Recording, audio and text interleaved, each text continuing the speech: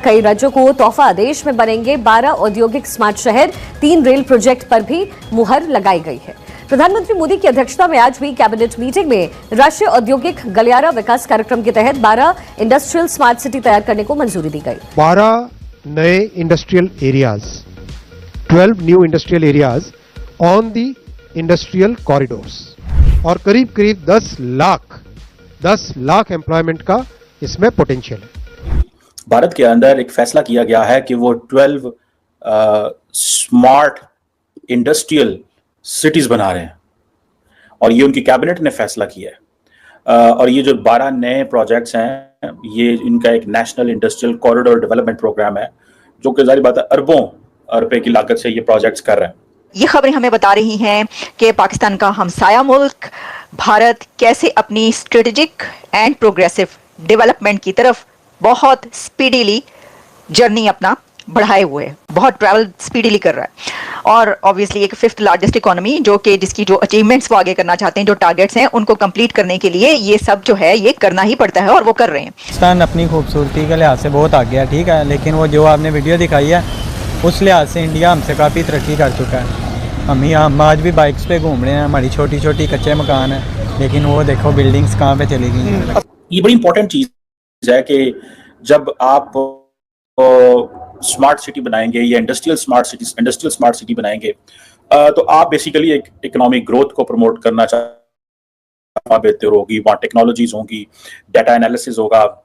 वहाँ पे दुनिया में बहुत सारे ऐसे मुल्क हैं जिनके अंदर स्मार्ट इंडस्ट्रियल सिटीज हैं और वो बड़े जबरदस्त तरीके से चल रहे हैं। बेहतर होगी, वहाँ टेक्नोलॉजीज होंगी, डाटा एनालिसिस होगा।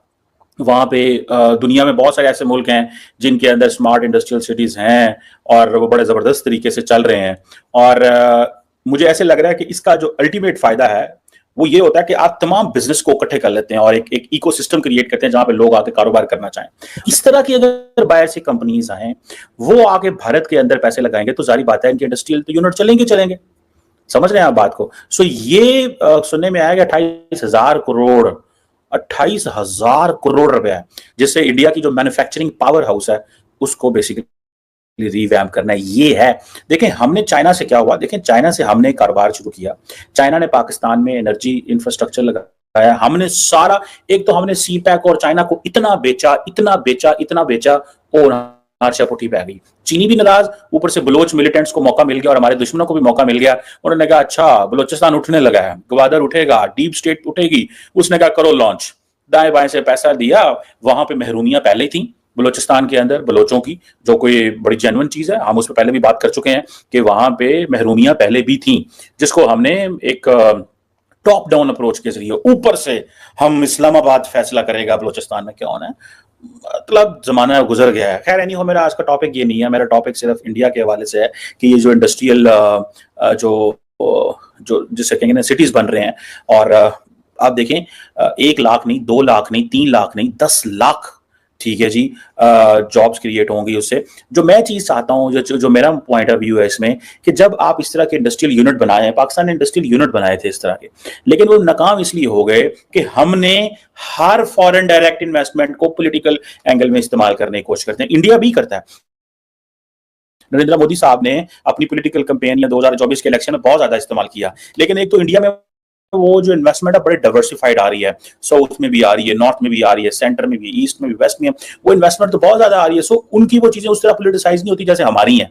फिर हमारे पॉलिटिकल भी मसले हैं, हमें इमरान खान की शक्ल नहीं अच्छी लगती, हमने बाहर फेंक दिया, नवाज शरीफ की शक्ल अच्छी नहीं लगती, बाहर फेंक दिया। वो भी हमारे मसले हैं, वो एक इंटरनल एक जंग है जो कि पिछले 77,000 साल से हमारी चल रही है और वो अगले 277,000 साल चलती रहनी है। इंडस्ट्रियल सिटीज की क्या पहले उसके पर बात कर लें। देखिए जो स्मार्ट सिटीज, 12 स्मार्ट सिटीज बनाने का प्लान बनाया गया है, उनकी कैबिनेट ने ये बैठकर डिसाइड किया और इसको अनाउंस किया गया। और इसमें आप ये समझ सकते हैं कि जो लैंडस्केप है कंट्री का वो तो चेंज होगा ही होगा। जब 12 इंडस्ट्रियल सिटीज एक साथ बनेंगे तो कितना बड़ा चेंज आएगा उनके कंट्री में। लेकिन उससे ज्यादा बड़ा चेंज ये आ रहा है कि इसी के साथ 10 लाख जॉब्स नौजवानों को मिलेंगी, क्योंकि ऑब्वियसली जिस कंट्री में 12 ऐसे सिटीज बन रहे होंगे, स्मार्ट सिटीज, इंडस्ट्रियल सिटीज, वहां पर कितनी जॉब्स निकलेंगी। तो कहा जा रहा है कि जो कैलकुलेट किया गया वो तकरीबन 10 लाख जॉब, 10 लाख जॉब्स निकलेंगी। तो 10 लाख बेरोजगारों को रोजगार मिलने वाला है भारत में।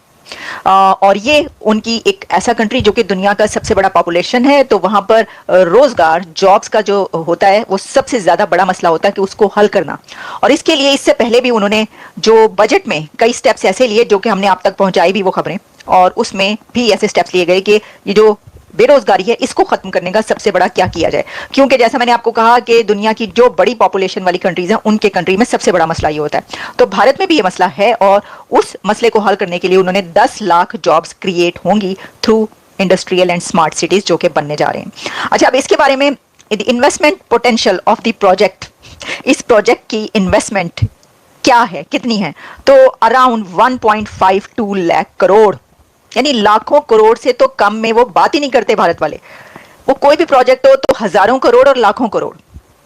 तो ये मैंने आपको बताया कि ये इतने लाख करोड़, 1.52 लाख करोड़ एक अंदाजा लगाएगा, लेकिन ऑब्वियसली जब आप बनाने खड़े होते हैं, बनता है तो फिर उसकी वो आगे निकल सकता है। तो इतने लाख करोड़ वो अपने 12 सिटीज पे स्पेंड कर रहे हैं, लेकिन क्योंकि उसका जो जब बन जाएंगे तो उससे कहीं 100 गुना ज्यादा लाखों करोड़ वो कमाएंगे, इसलिए बना रहे हैं। कोई भी प्रोजेक्ट जो है उसका देख लिया जाता है पहले कि उसका क्या आपको सिला मिलने वाला है, क्या रिजल्ट निकलेगा।